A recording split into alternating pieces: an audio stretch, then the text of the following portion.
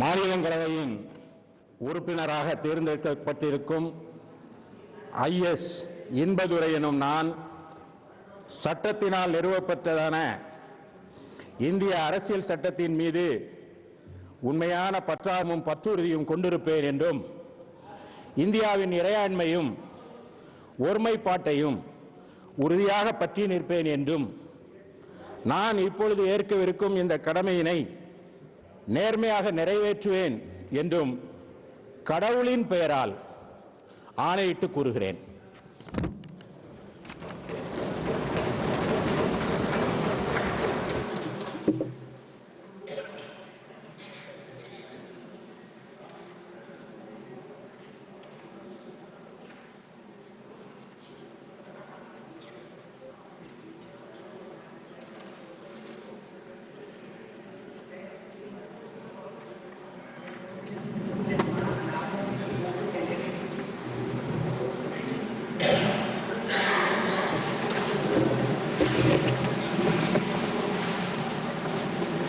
Welcome and welcome.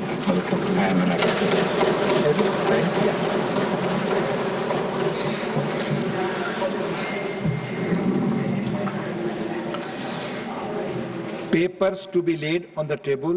Sripad Yeso Naik.